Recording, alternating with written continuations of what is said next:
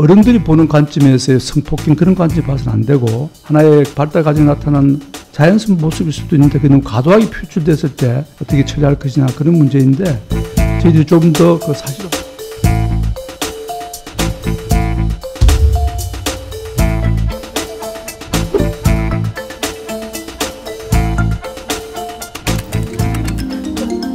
발달 과정에 나타난 자연스러운 모습일 수도 있는데 기본적으로 필요하고 그리고 이게 뭐 이렇게 발달 과정에서 있을 수 있는 일이고 뭐 그렇다라고 하더라도 가장 중요한 거는 피해자가 혹은 피해자 부모님께서 공감받는 것이라고 생각을 하거든요. 충분히 공감받고 위로받고 할 수 있는 기회들을 하면서 마음이 풀리거나 정리가 될 수 있는 시간들을 줘야 되는데 근데 그렇게 되기 전에 이렇게 아이들끼리 일어난 거니까 좀 대충 넘어가자 뭐 그런 과정들이 점점 더 이렇게 피해자 부모님의 입장에서는 이렇게 또 다른 상처가 되고 또 다른 공격이 될 수도 있어서 이런 일이 있었을 때 중요하게 생각해야 되는 지점인 것 같아요. 그 원인은 굉장히 다양한 것 같아요. 정말 호기심인 경우도 있고 아니면 상대방을 괴롭히는 수단인 경우도 있고 아니면 자기가 뭔가 이렇게 심리적으로 어려움이 있는데 그걸 표현하는 방식일 수도 있고 그 연령대가 성별의 다름에 대해서 관심이 굉장히 많은 시기이기도 해요. 사실은 이제 아이들 간에 일어난 거는 성 문제로 바라보는 게 아니라 이게 아이가 어떤 문제를 가져 있고 그래서 그런 문제를 표출되는 방식이 성적인 문제로 표출된 것이라서 사실은 그게 뭐가 문제인가가 더 중심이 돼야 되는데 이게 성과 이제 결합이 되면은 성에 대해서 조금 더 민감해지는 건 있는 것 같아요. 부모님께서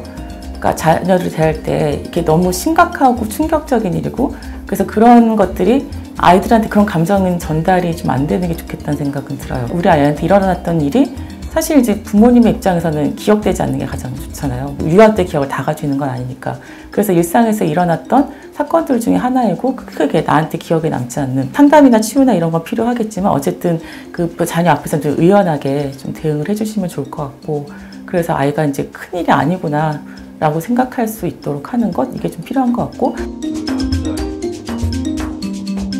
제일 중요한 거는 이제 피해자 부모가 힘들 거라는 거에 대해서 공감을 해주고 이제 마음을 풀어주려고 노력하는 게 굉장히 중요하고 물론 억울할 수는 있죠. 애들끼리 일어난 일인데 너무 가혹한 거 아니냐 억울한 마음도 들고 그래서 그 아이를 보호하고 싶은 생각도 들 수 있다고 생각은 하는데 그렇다고 하더라도 일단은 우리가 이렇게 이런 일이 있을 때 무엇이 목적인가에 대해서도 가장 중요한 거잖아요. 내 아이를 생각을 한다면 가장 중요한 거는 아이가 이런 행동을 다시 하지 않도록 하는 것, 뭘 잘못했는지 깨닫게 해서 그걸 잘 성장할 수 있도록 돕는 것이라고 한다면 그런 측면에서는 아이를 감싸고 하는 것보다는 그런 것이 직면하게 하고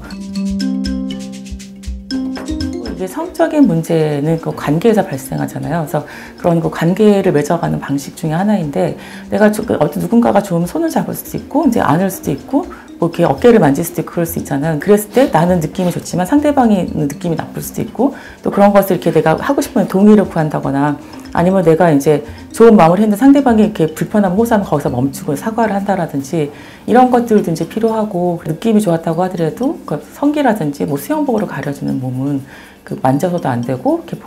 보여줘서도 안 되고 혹시라도 그런 일이 있다라고 한다면 바로 이제 보호자한테 알리도록 하는 이런 것이 이제 그 평상시에 이야기가 되면서 아이들 스스로가 경계를 구별할 수 있게 해주는 거가 되게 중요한 것 같아요. 그래서 이런 교육은 단지 또래 간의 문제뿐만이 아니라 혹시라도 성인과의 관계라든지 이런 경우에서도 이게 위험 사인이라는 거 아이들이 감지할 수 있고 얘기할 수 있도록 하는 그 경계에 대한 교육은 일상적으로 많이 이루어져야 될 것 같아요.